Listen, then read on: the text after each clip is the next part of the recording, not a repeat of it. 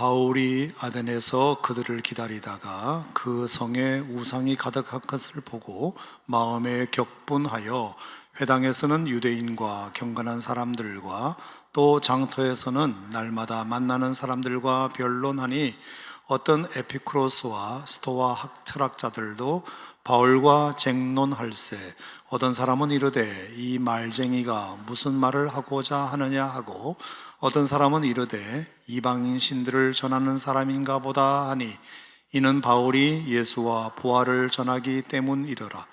그를 붙들어 아레오바고로 가며 말하기를 네가 말하는 이 새로운 가르침이 무엇인지 우리가 알 수 있겠느냐. 네가 어떤 이상한 것을 우리 귀에 들려주니 그 무슨 뜻인지 알고자 하노라 하니 모든 아덴 사람과 거기서 나그네 된 외국인들이 가장 새로운 것을 말하고 듣는 것 이외에는 달리 시간을 쓰지 않음이더라. 바울이 아레오바고 가운데에 서서 말하되 아덴 사람들아 너희를 보니 범사에 종교심이 많도다. 내가 두루 다니며 너희가 위하는 것들을 보다가 알지 못하는 신에게라고 새긴 단도 보았으니 그런즉 너희가 알지 못하고 위하는 그것을 내가 너희에게 알게 하리라.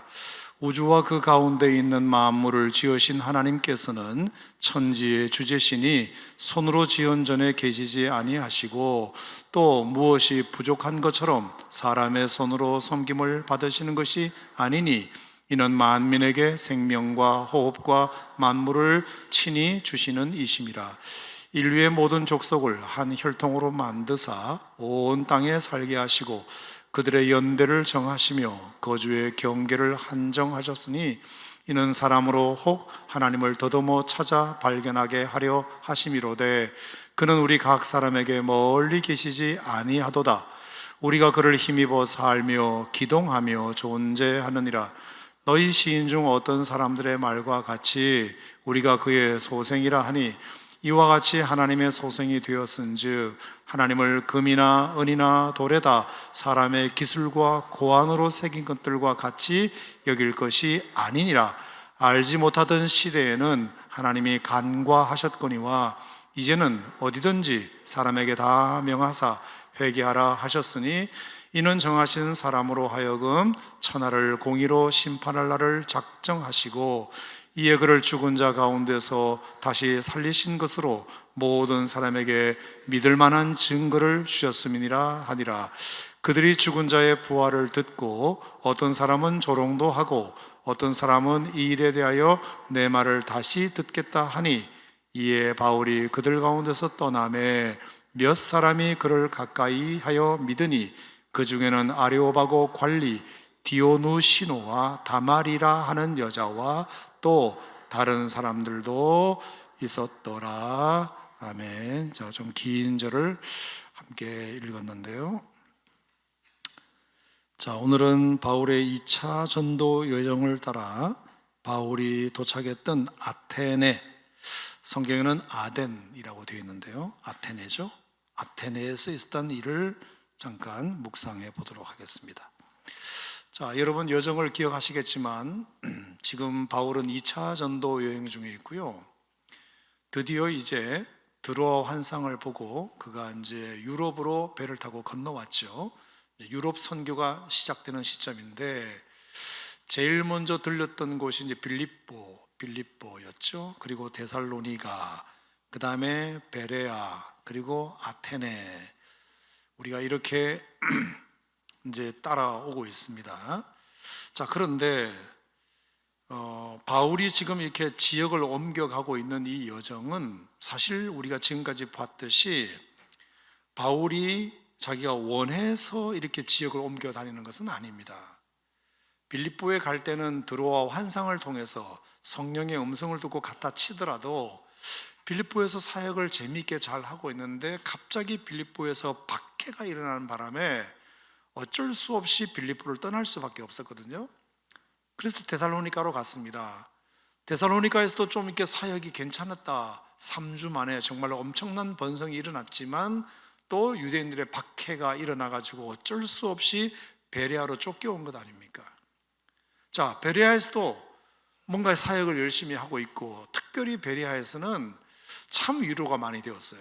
지난번에 우리가 봤듯이 베레아 사람들은 데살로니가 사람들보다 너그러워서 간절히 하나님 말씀을 받고 날마다 그것을 상고할 줄 아는 그런 정말 준비된 그리스도인, 준비된 성도를 바울이 만나게 되었으니, 설교하는 오산 침례교에서 설교하는 저로서도 여러분이 설교할 때마다 이렇게 아멘 아멘 해주시고 고개 끄덕여 주시고 이렇게 하면 여간 제 마음속에 격려가 되는 것이 맞을진데, 계속해서 이렇게 쫓겨다니다가 거부만 당하다가 베레아에 와서 정말로 마음이 너그럽고 간절한 성도를 만나서 복음을 정말 마음껏 전할 수 있었으니 얼마나 신나고 좋았겠습니까?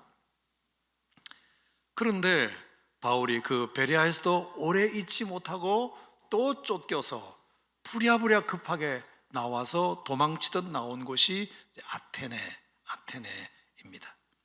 그러니까 바울이 원해서가 아니었고요, 이만하면 됐지라는 마음으로 자발적 이동으로 한 것이 한 번도 없습니다.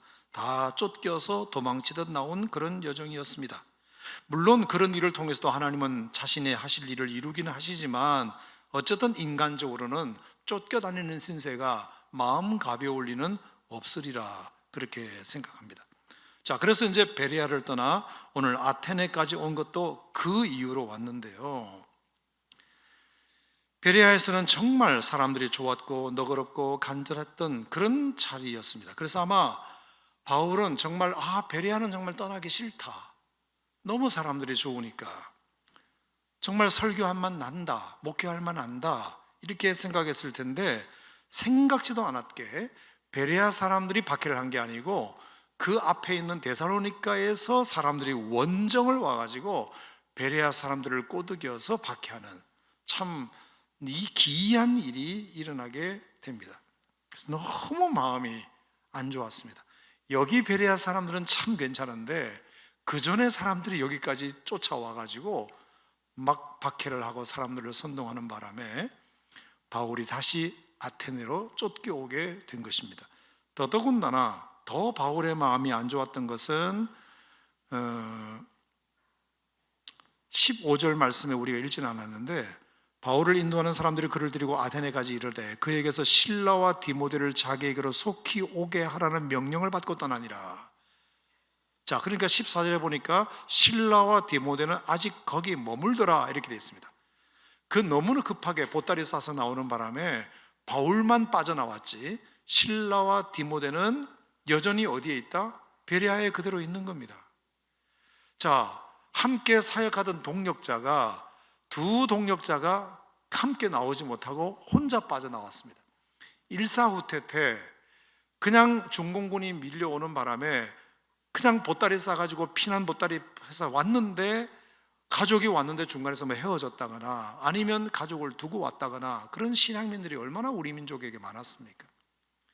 그러니까 바울의 동력자 실라와 디모데를 두고 왔으니 그것도 얼마나 마음이 허전했는지 16절에 보면 바울이 아덴에서 그들을 기다리다가, 이 짧은 문장 속에 얼마나 바울이 실라와 디모데를 염려하는 마음이 컸는지가 느껴지는 부분입니다. 그렇죠?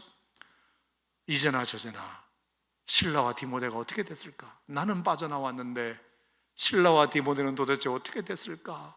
너무너무 걱정되고 너무너무 불안하고, 결국 아테네에서는 결국 실라와 디모데가 못 오고요, 어디에서 실라와 디모데가 오게 되느냐? 18장 5절 말씀해 보니까 그가 고린도에 이르렀을 때 실라와 디모데가 마게도냐로부터 내려오매, 이렇게 돼 있어요.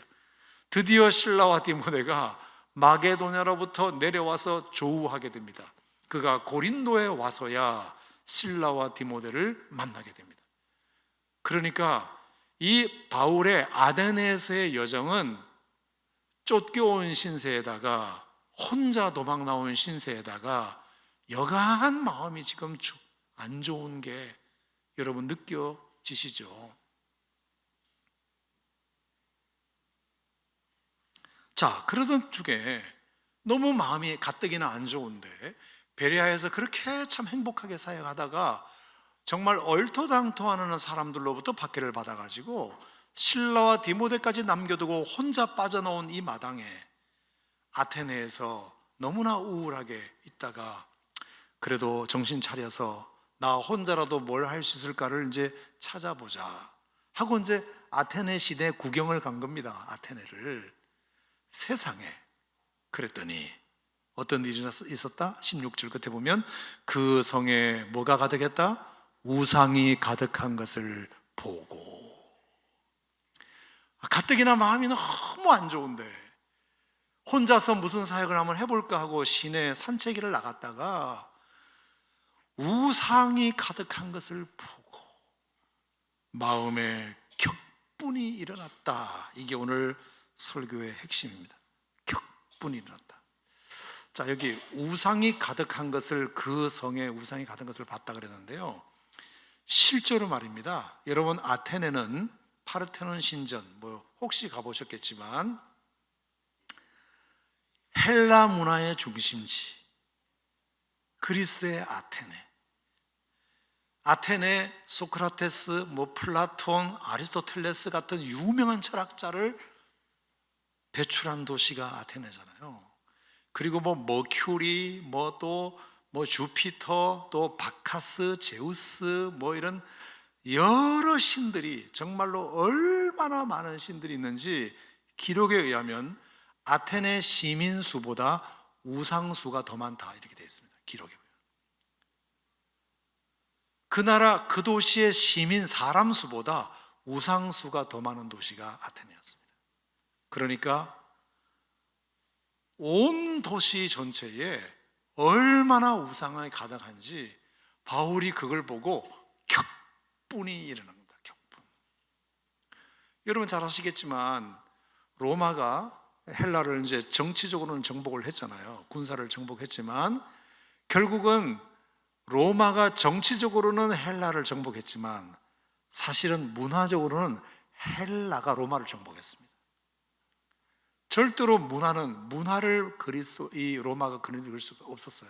그래서 그리스 로마 신화, 로마는 그리스의 문화를 그대로 답습합니다. 그대로. 정치적으로는 헬라를 무너뜨렸지만 헬라어를 쓰고 또 그리스 로마 문화, 신화, 이런 것들을 계속 이어감으로 인해서 얼마나 많은 우상을 섬겼는지 도시 전체가 제단이라고 불릴 정도로 정말로 우상이 많았습니다. 심지어 오늘 성경에 보면은 그 23절인가요? 23절, 너무너무 신이 많아가지고, 자, 무슨 신도 봤다? 내가 두루다니며 너희가 위하는 것들을 보다가 알지 못하는 신에게라고 새긴 단도 보았으니. 너무 신이 많은데 신 이름이 있잖아요. 신 이름이 있는데 어떤 건 신 이름도 없어. 그래서 물어봤어. 이것은 어떤 신상이냐? 나도 모른대. 그러니까 자기들, 나중에 설명드리겠지만 자기들도 무슨 신인지도 모르고 만들어 놓은 신도 너무 많았어요.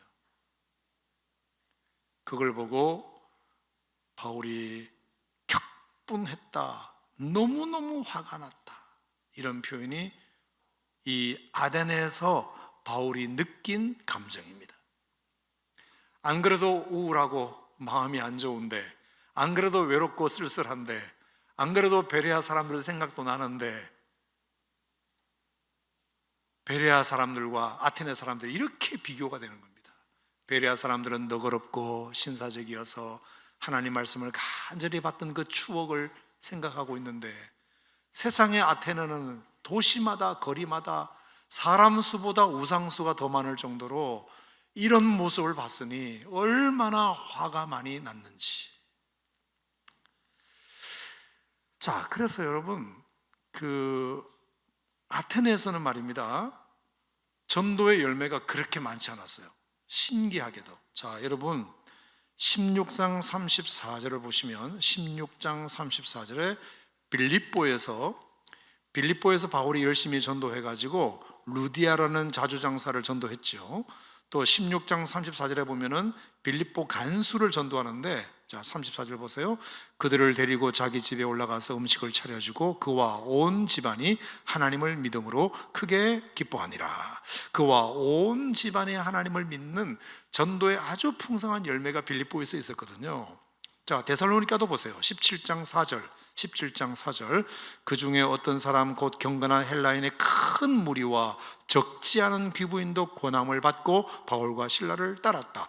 헬라인의 큰 무리가 데살로니가에서도 복음을 듣고 예수를 믿게 됩니다. 자, 17장 12절 보세요. 17장 12절. 베레아에서도 마찬가지. 그 중에 믿는 사람이 많고 또 헬라의 귀부인과 남자가 적지 아니했다. 자, 그러니까 빌립보에서든 데살로니가에서든 베레아에서든 바울이 가는 곳마다 정말로 풍성한 전도의 열매가 맺혔습니다. 그런데 아테네에서는 와서 말입니다, 설교를 꽤 길게 하고 복음을 전했음에도 불구하고 결론 보십시오. 34절. 몇 사람이 그를 가까이 하여 믿으니, 이렇게 돼 있어요. 몇 사람. 자, 빌립보나 데살로니가나 베레아에서나 이런 데서는 많은 사람들이 예수를 믿고 바울의 전도를 영접해 바울의 전도를 받아들였는데, 아테네에서는 기분도 찝찝하고 안 좋은데, 외롭고 쓸쓸하고 힘든데 가뜩이나 전도의 열매도 상대적으로 적었다. 몇 사람이 그를 가까이 하여 믿었을 뿐이다. 그래서 2차 전도 여행 때 가장 열매가 적었던 장소가 미안하지만 아테네였습니다. 그러니까 이래저래 지금 바울은 마음이 안 좋아요. 베레아에서 쫓겨온 것도 마음이 안 좋고, 실라와 디모데를 두고 온 것도 마음이 안 좋고, 또 전도의 열매가 적은 것도 마음이 안 좋고, 이래저래 아테네는 좀 지워버리고 싶은 도시 중에 하나였어요. 이래저래 화가 많이 난 그런 곳이 아테네. 근데 결정적으로 바울이 진짜 화가 났던 것은 바로 이 문제였는데요. 자, 17절 읽어보면, 회당에서는 유대인과 경건한 사람들과 또 장터에서는 날마다 만나는 사람들과 변론하니. 이 변론이라는 말이 별로 좋은 뜻은 아니에요. 논쟁을 한다는 겁니다. 논쟁, 말싸움을 한다는 거예요. 회당에 가서도 무슨 얘기만 하면 사람들이 말싸움을 걸어오고, 장터에 가서 전도를 하려면 장터에 있는 사람들도 또 말싸움을 걸어오고, 너무너무 힘든 겁니다. 무슨 이렇게 얘기를 하면 뭐 아멘은 안 하더라도 사람들이 바로 치고 들어와 가지고 이렇게 자꾸 말싸움을 걸어오니까 너무너무 피곤한 겁니다. 알고 봤더니 18절에 어떤 에피쿠로스와 스토아 철학자들도 바울과 쟁론할세, 이렇게 되어 있습니다. 철학자들이, 에피쿠로스 학파와 스토아 학파의 철학자들도 바울과 쟁론할세. 자, 그러니까 아테네라는 분위기가 이제 어떤 분위기인지 감을 잡으시리라 생각합니다. 우상이 아주 많은, 사람 수보다 우상 수가 더 많은, 심지어 그래서 무슨 신 이름은 붙여 있는 신들도 많이 있지만 그 사람들이 알지도 지네들도 모르는 그런 신들도 너무 많은, 너무나 많은 신들. 그리고 사람들은 전부 다 말싸움, 똑똑하게 이럴 데 없어가지고 이성적으로 철학적으로 공부는 많이 했는지 몰라도 복음을 전혀 받아들이지 않고, 유대 회당에서도 쟁론을 해야 되고, 장터에 나가서 전도하는데도 해야 되고, 그리고 당연히 철학자들도 자기들이 알고 있는 지식이 분명하니, 자기들도 지성인이니 바울의 설교를 듣고 가만히 있을 리가 없고, 그냥 박해가 아니라 아주 싸움을 걸어오는 겁니다. 자, 여러분, 빌립보에서나 데살로니가에서나 베레아에서는 박해를 받았지만 이것 때문에 바울이 격분했다는 표현은 없어요. 박해받는 것에 대하여 화냈다 이런 건 없어요. 그렇죠? 근데 말싸움하느라 너무 화가 났습니다. 차라리 박해를 해라. 믿기 싫으면 믿기 싫다고 해라. 내가 전도하는 것이 마음에 안 들면 차라리 돌로 던지는 것은 바울이 화가 안 났습니다. 근데 속에서 말싸움을 걸어오는 겁니다. 말싸움을 걸은다는 말은 자기들도 뭔가 아는 지식이 있고, 그리고 자신의 지식을 가지고 바울의 설교를 꼬치꼬치 따지고 물으면서 계속 걸고 넘어지니까 바울이 너무너무 힘들고 마음에 격분이 생겼던, 그래서 전도의 열매도 너무 적었던 그런 도시가 아테네였습니다. 특별히 여러분 잘 들으셨겠지만 에피쿠로스 학파와 스토아 학파는 여러분 철학 시간이나 뭐 이럴 때 대충은 배우셨죠. 에피쿠로스 학파와 스토아 학파가 아테네의 양대 철학의 두 산맥인데, 에피쿠로스 학파는 신의 존재를 인정하긴 하지만 그 신은 우리 인간의 생사화복, 우리 인간과는 이렇게 우리 인간 세계와 어떤 별개의 세계에 존재하기 때문에 우리 인간 세계에 어떤 간섭을 하거나 우리 인간 세계에 어떤 영향을 주거나 그렇게 하지 않는다. 그러니까 신이 우리에게 주는 어떤 영향이나 혜택은 전혀 없다. 전혀 없다. 그냥 멀리서 있기만 하지, 그러니까 신이 우리에게 어떤 주는 혜택이나 이런 것이 전혀 없다. 그래서 그랬는지 여기 27절 28절에 보면은 이는 사람으로 혹 하나님을 더듬어 찾아 발견하게 하심이로되 그는 우리 각 사람에게서 멀리 계시지 아니하도다. 우리가 그를 힘입어 살며 기동하며 존재하느니라. 자, 에피쿠로스 학파가 사람들에게 얼마나 많은 영향을 줬는지, 하나님이 계시지만 그분은 멀리 계시는 분이야. 그러니까 우리는 우리가 알아서 해야 되는 거야.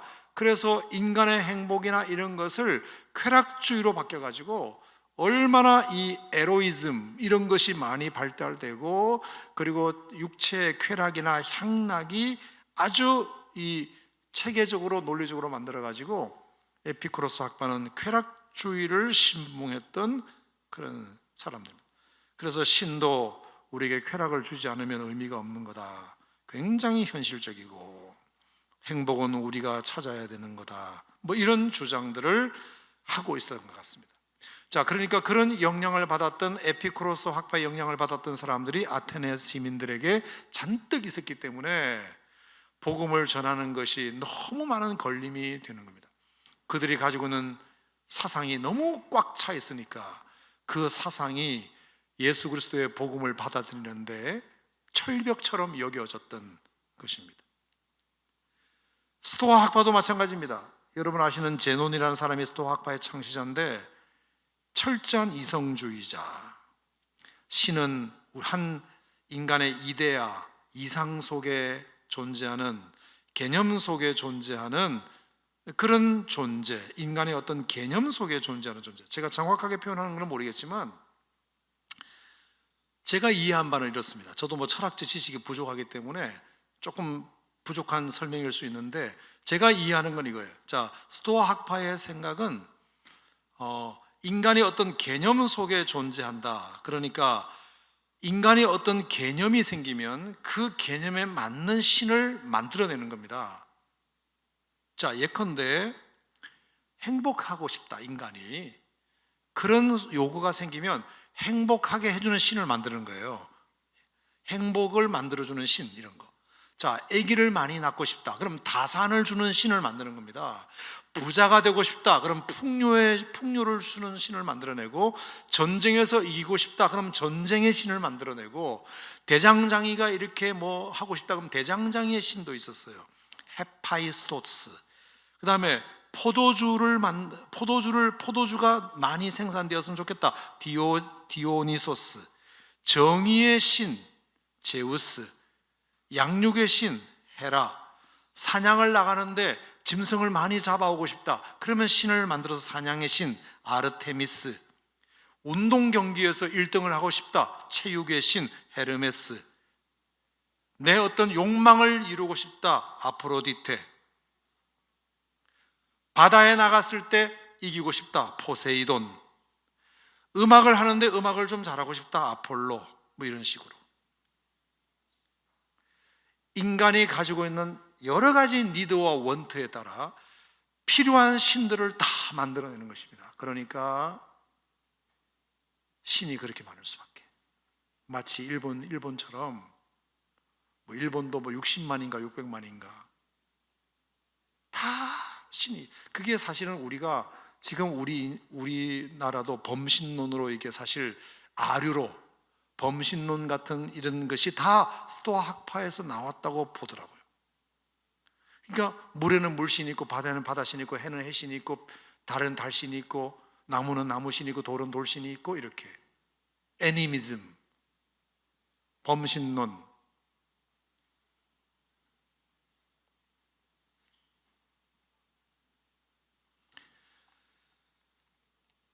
자, 그러니까 23절, 24절에 보면 바울이 이런 설교를 한 겁니다. 내가 두루다니며 너희가 위하는 것을 보다가 알지 못하는 신에게라도 새긴단도 보았으니 그런즉 너희가 알지 못하고 위하는 그것을 내가 너에게 알게 하리라.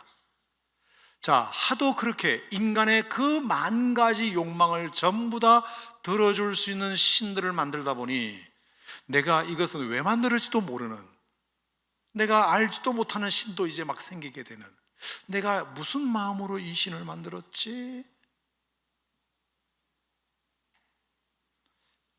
자, 그러니까 바울의 설교 속에도 그들이 아테네 사람들이 가지고 있는 철학이나 생각이나 신에 대한 개념이나 이런 것들이 많이 녹아 있음을 우리가 알 수 있게 됩니다. 자, 여기까지 이제 중간결론 내리면 바울이 아무튼 지금까지 2차 전도행에서 유럽으로 와가지고 빌립보나 데살로니가나 베레아나 아테네까지 오면서 다 쫓겨나고 도망 나온 신세였지만 그것 때문에 격분했거나 화를 낸 일은 없었다.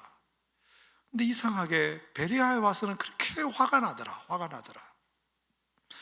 실라와 디모데가 같이 오지 못한 것도 이유가 있을 수 있겠고, 다른 때보다 여기서 전도의 열매가 적어서 그럴 수도 있겠고, 또 베레아에서 참 내가 목회를 재미있게 잘했는데 엉뚱한 사람들이 와서 억울하게 쫓겨난 것도 너무 화가 날 수도 있겠지만, 진짜 격분하게 된 이유는 바로 이것 때문에 그들이 가지고 있는 사상, 이것이 얼마나 바울에게 격노하게 했는지 모릅니다. 근데 제가 이것을 보면서 그래, 바울이 그럴 만도 하다, 얼마나 바울이 안타까웠으면 격노했을까, 이렇게 이제 표현을 했는데요.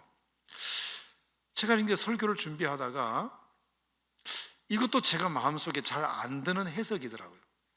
아니, 바울이 스토아 학파, 에피쿠로스 학파, 이런 아주 철학적으로 생각이 가득하고 정말로 사람 수보다 우상이 더 많은 이 베레아를 봤다 하더라도 바울의 캐릭터상 그들을 보고 매우 안타깝게 여김에 라는 말은 내가 이해가 되는데, 그것 때문에 화가 났다. 실제로 여러분, 지금 베레아 사람들은 핍박을 했거나 아니면 돌을 던져서 바울을 죽이려고 했거나 그런 게 아니잖아요. 단지 그들이 믿는 생각, 그들이 믿는 신앙, 그들이 믿는 철학이 너무나 인간적이고 하나님과 먼 생각들이라는 것이 있지만, 그러면 그것에 대하여 우리가 안타까운 마음은 가질 수 있지만 그것 때문에 화를 낼 일은 아닌데 왜 바울이 베레아를 모습을 보고 화가 나고 격분했을까? 그게 너무 궁금한 겁니다. 제가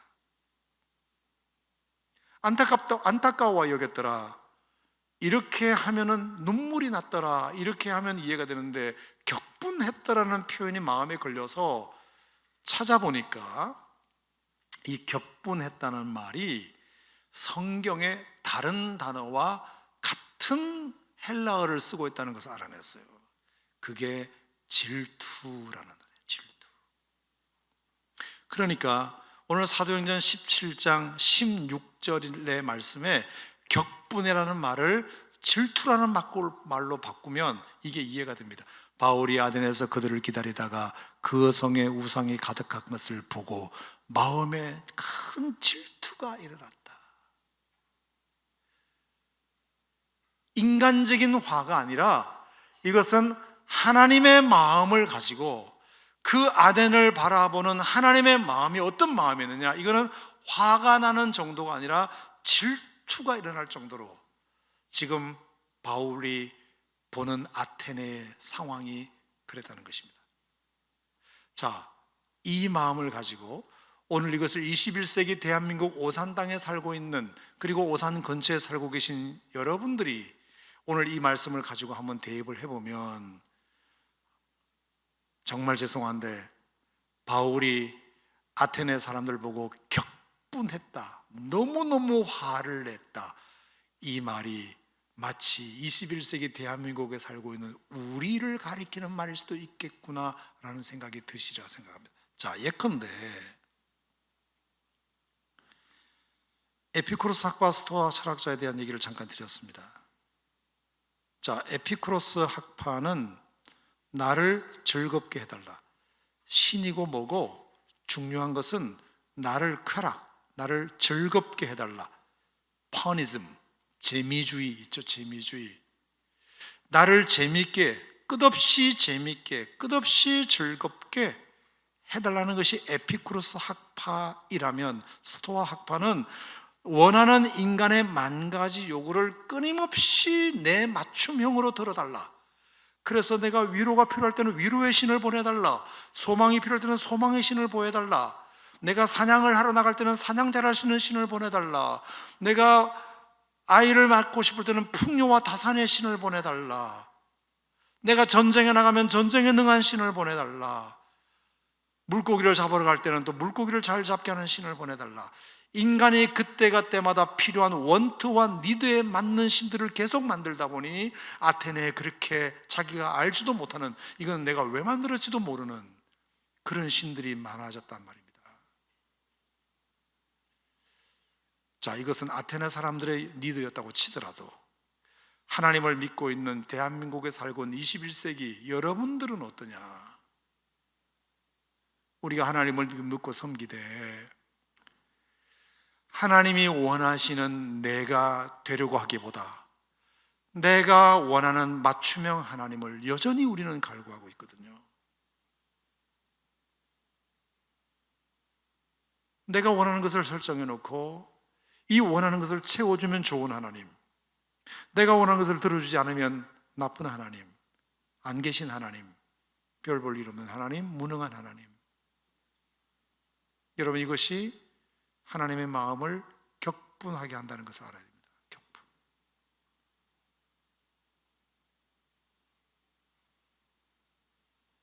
우리는 하나님을 예배하는 사람이고 하나님을 섬기는 사람이고 하나님이 우리 인생의 주인이시고 하나님이 우리의 창조주이시다.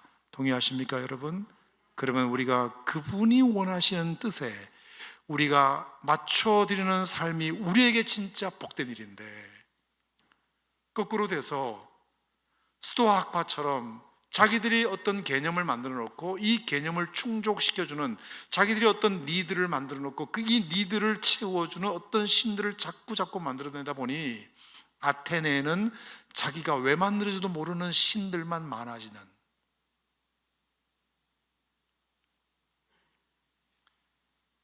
사실 우리가 유일하신 하나님을 섬기고 있다 하면서 하나님에게 나에게 맞춤형으로 내가 원하는 것을 하나님이 들어주시기만을 기다리는, 갈망하는, 여러분, 이것이 하나님을 질투하게 만들고 하나님을 격분하게 만들 수 있다는 것, 하나님이 그것 때문에 안타까워하시는 것이 아니라 하나님이 진노할 수 있다는 것을 제가 마음속에 새기면서 뜨끔한 생각이 들었다, 이 말씀을 드리고 싶어요.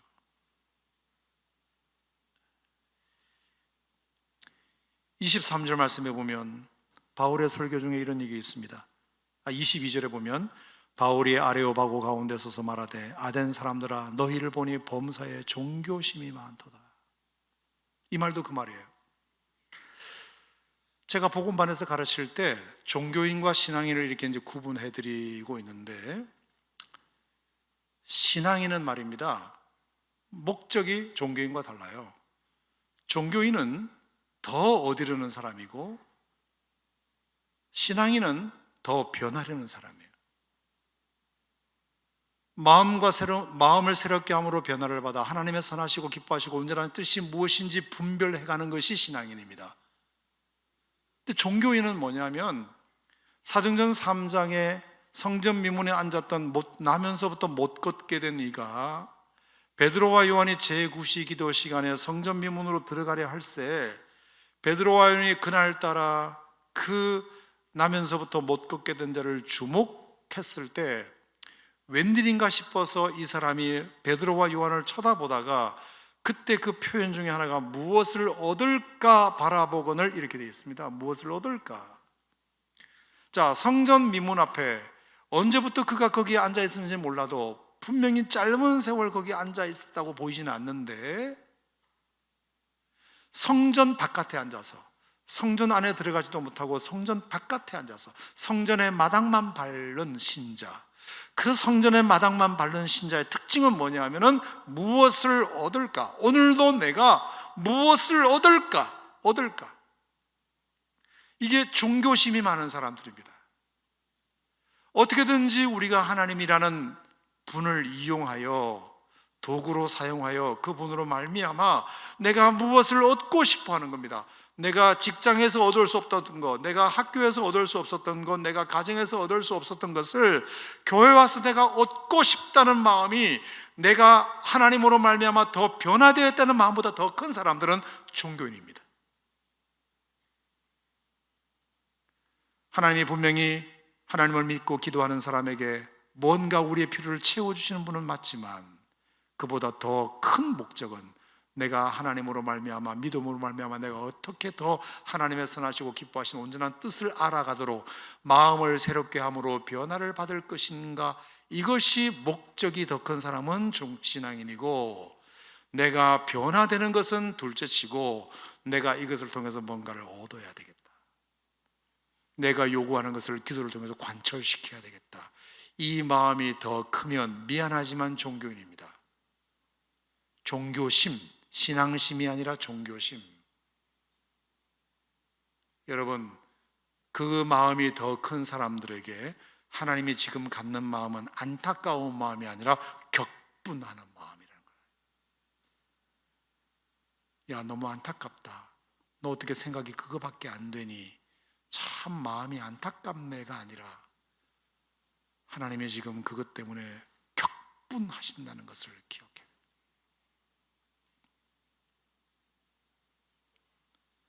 뿐만 아니라 23절 보시면 내가 두루다니며 너희가 위하는 것을 보다가 알지 못하는 신에게라고 새긴단도 보았으니. 자, 여기 보니까 그들이 스토아학파의 영향을 받아가지고 말씀드린 대로 하도 많은 우상들을 만들다 보니 이제는 자기들이 왜 이것을 만드는지도 모르는, 이 신이 어떤 신인지도 모르는 그런 우상들도 많아졌다 그랬습니다. 그런즉 너희가 알지 못하고 위하는 그것을 내가 너에게 알게 하리라. 저는 이 말씀을 보면서 무슨 생각을 했느냐 하면, 아하, 우리 현대 기독교인들에게 또 하나 치부가 여기에서 드러나고 있구나. 그건 뭐냐? 하나님을 아는 일에 더 열심을 내기보다 누가 무엇이 나를 더 위하는 것인가, 하나님을 알려고 하지 아니하고 하나님을 더 알려고 하지 아니하고 내가 원하는 것을 쟁취해내면 그것이 끝이라고 생각하고 그것이 신앙의 목적을 달성한 것으로 착각하는. 또 말씀드리지만 제가 지난 수요 어머니 기도 때 그런 설교를 드렸는데, 사도행전 5장에 보면은 예루살렘 사람들이 베드로가 하도 영험하다는 소식을 듣고 많은 아픈 사람들이 베드로의 그림자라도 스쳐 지나가기를 기다리는 사모하는 마음으로 있다가 병 나은 사람들의 얘기가 있었습니다. 근데 제가 그걸 보면서 이상하다고 싶었던 게 뭐냐, 베드로가 그림자라도 스쳐 지나가는 그림자의 그 흔적이라도 몸에 닿으면 병이 나을 거라는 믿음으로 병이 나았는데, 그렇게 많은 사람들이 병이 나았음에도 불구하고 성경은 더 이상 그 사람들의 포스트, 그 사람들의 후속타, 그 사람들이 그 다음에 어떤 삶에서 놀라운 변화가 일어난지에 대한 전혀 기록이 없어요. 자, 자기들이 원하는 바를 믿음으로 이루었던 것은 분명하고 감사한 일이지만 그 이후에 그들에게 어떤 삶의 변화가 있었는지에 대해서는 성경이 전혀 기록하고 있지 않다. 그런데 사도행전 3장에 나오는 방금 말씀드렸던 나면서부터 못 걷게 된 자의 변화는 3장의 스토리지만 4장까지 이어지고 있고요, 그 사람을 통해서 어떤 역사가 일어난지를 여러분 상세하게 보시면 놀랍습니다. 그 중에 하나가 뭐냐? 나면서부터 못 걷게 된 자가 금과 나 없어도 내게 있는 거 내게 주는 나사렛 예수 이름으로 일어나 걸어라 하고 손을 잡아 일으키니 그가 걷기도 하며 뛰기도 하며 하나님을 찬양하며 성전에 들어갔다고 했죠. 그리고 나와가지고는 베드로를 붙잡았다, 이런 표현이 나와요. 베드로를 붙잡았다. 베드로를 붙잡았다는 말은 뭘까요? 당신이 나에게 들려준 그 선포한 예수 그리스도 이름의 권세, 그 이름의 권세로 내가 오늘 병이 나았는데 도대체 그 예수님의 이름의 권세라는 것이 무엇인지 내가 더 알고 싶소. 당신이 전한 그 예수님이 어떤 분이신지 나 더 알고 싶으니 그 예수님에 대하여 나에게 더 알려주시오. 내가 지금 병나은 기쁨에 도취해가지고 걷기도 하며 뛰기도 하는 것이 지금 중요한 게 아니라 이런 놀라운 권세를 가지신 그 예수님이 누구신지 내가 더 알고 싶으니 나에게 말씀해 주세요. 내가 그분을 더 알기 원합니다. 이게 사도행전 3장에서 고침받았던 사람의 후속타 변화고요. 사도행전 5장에서 베드로의 그림자만 스쳐도 나을 것이라고 믿고 병 났던 사람들의 후속타에는 전혀 그런 기록이 없단 말입니다. 하나님은 뭘 원하실까요?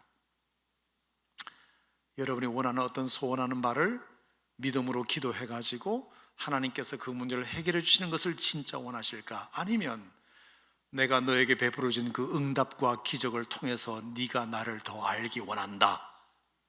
아멘.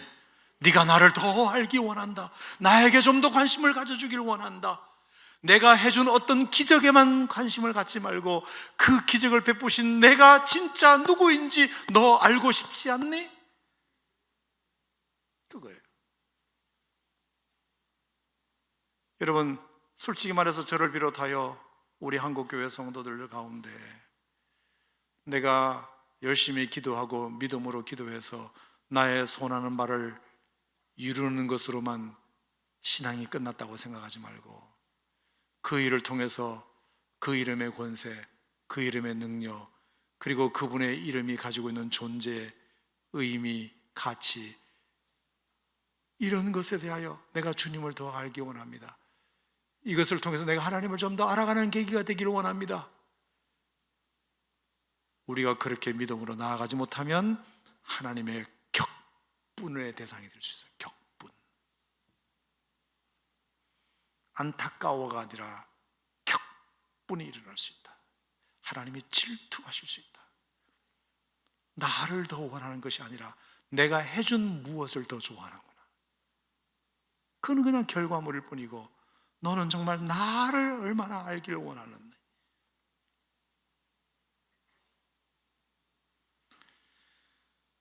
또 보실까요? 25절입니다. 25절 같이 읽어보겠습니다. 또 무엇이 부족한 것처럼 사람의 손으로 섬김을 받으시는 것이 아니니 이는 만민에게 생명과 호흡과 만물을 친히 주시는 이심이라. 자, 무엇이 부족한 것처럼 하나님은 이미 우리에게 뭐를 주신다? 생명과 호흡과 만물을 친히 주시는 분이신데, 우리의 생명과 호흡을 주관하시는 분이신데 여전히 우리는 무엇이 부족한 것처럼, 예수님만으로 충분하지 않는 사람인 것처럼, 하나님 한 분만으로 족하지 않는 사람인 것처럼, 하나님 한 분만 가지고는 안 돼 라는 생각이 교회 다니는 사람, 신앙을 가진 사람들도 여전히 마음속 한가운데 하나님만으로 부족하다는 것이, 무엇이 부족한 것처럼 우리가 늘 그런 마음으로 우리가 신앙생활을 하면 하나님이 여러분들의 그 모습을 보고 너무 안타깝다, 이 수준이 아니라 격분하신다. 바울의 격분은 단순히 인간적인 격분이 아니라 하나님이 지금 무엇을 향하여 지금 진노하시는지를 알려주는 표현이라고 저는 생각합니다. 또 보실까요? 27절 28절 이는 사람으로 혹 하나님을 더더머 찾아 발견하게 하시려 하심이로되 그는 우리 각 사람에게서 멀리 계시지 아니하도다. 우리가 그를 힘입어 살며 기동하며 존재하느니라. 아멘. 여전히 하나님은 멀리 계신 분이신 것처럼, 나와 상관이 없으신 것처럼, 나에게 구체적으로 어떤 위로해 주시고 힘을 주시는 것과 상관이 없는 것처럼 매일매일 그 하나님을 힘삼고 그 하나님과 기동하며 하나님 앞에서 존재하는 것이 아니라 그냥 필요할 때만 찾아가는, 그냥 멀리 계신, 가끔 추석 때, 가끔 설 때 그냥 찾아가는 어떤 분처럼, 그냥 생각나면 한번 멀리 계신 여행사만 한번 갔다 오자, 그리고 갔다 오고는 싹 잊어버리는 멀리 계신 내 마음 한구석에 전혀 자리 잡고 계시지 않는 그런 하나님, 우상을 섬기듯이 하나님을 또 그렇게 섬긴다면 그 모습을 보고 하나님은 안타까워하시는 것이 아니라 격분하신다. 내가 너희들에게 그런 존재냐? 그를 날마다 힘입어 살며 기동하며 존재하는 것이 내가 원하는 건데, 아멘입니까? 매일 매 순간 하나님을 힘입어 기동하며 하나님에 의하여 움직이며 하나님과 더불어 존재하는 것을 하나님은 원하시는데, 하나님과 교제하기를 원하시는데 가끔 생각나면 찾아오는 멀리 계신 누군가로 생각하고, 마치 그냥 초파일되면 산에 그냥 찾아가서 불공이나 드리자, 그래서 그냥 산보도 할 겸 산책도 할 겸 여행도 할 겸 가서 그냥 뭐 한번 보시나 하고 돌아오는 그런 대상, 그리고 내려오면 사바세계에 내려오면 그냥 싹 잊어먹고 사는, 전혀 그를 힘입고 그와 기동하며 그와 존재하지 않는, 그냥 멀리 내가 원할 때 한번 쓱 찾아갔다가 오는 그런 신앙이 우리의 신앙이라고 하면, 하나님은 그 모습을 보고 안타까워하시는 정도가 아니라 격분하신다.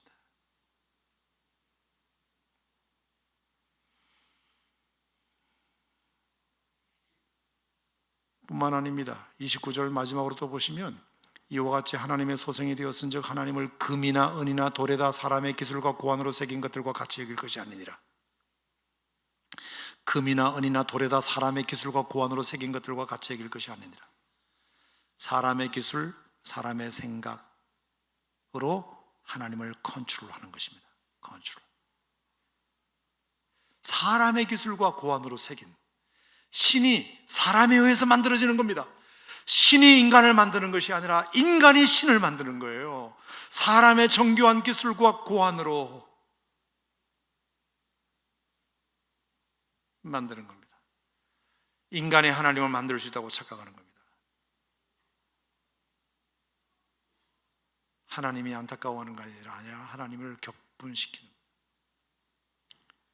내게 소원이 있으니 이 소원이나 도와주세요가 아니라 하나님의 뜻이 무엇인지를 날마다 묻고 그 뜻에 제가 참여하기를 원합니다. 할렐루야.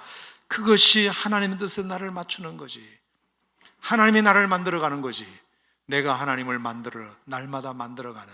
그래서 이런 신도 필요하고 저런 신도 필요하고, 하나님 한 분만 갖고는 안 돼. 이런 신도 필요해. 풍요의 신도 필요해. 다산의 신도 필요해. 전쟁의 신도 필요해. 바다의 신도 필요해. 포도주의 신도 필요해. 사랑의 신도 필요해. 욕망의 신도 필요해.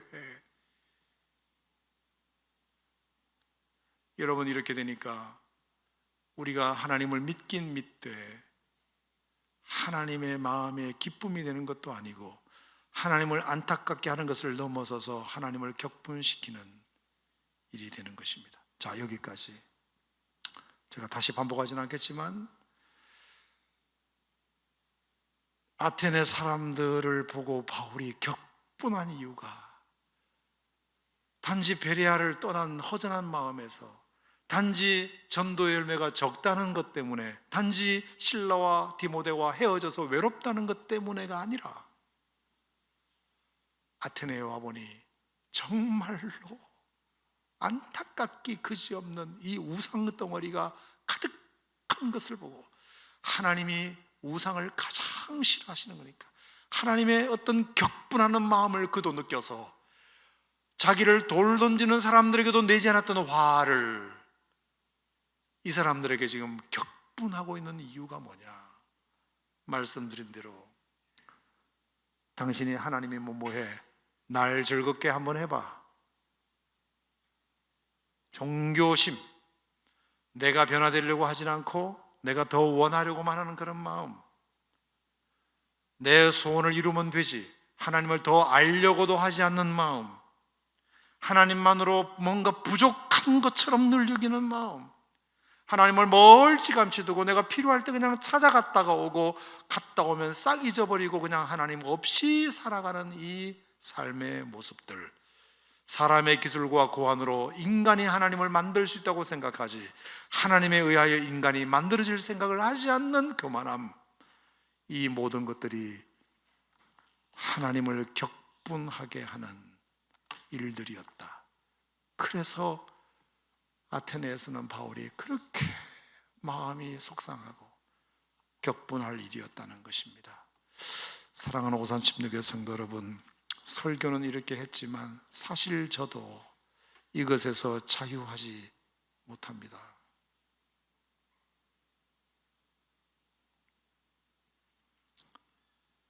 하나님 한 분만으로 만족하지 못하는 것 고백하고, 하나님 없이 판단하고 행동하고 말하려고 했던 것 너무 많고, 하나님에 의하여 내가 만들어지려고 하기보다 내가 원하는 하나님을 만들어 가려고 했던 그것도 고백하고, 오늘 이 밤에 우리가 기도하면서 우리 문제 하나님 앞에 좀 고백하고 하나님께 기도함으로 주님 한 분만으로 내 영혼이 다시 만족하는 길을 찾고, 하나님이 우리를 향하여 가지고 계신 그 안타까운 마음을 우리가 다시 한번 기억하면서 하나님의 마음이 여러분에게 전해지는 이 밤이 되기를 소망합니다. 고마우신 하나님, 오늘 이 시간 우리에게 주시는 하나님의 음성을 우리가 다시 들으면서, 오 주님, 우리가 주님 한 분만으로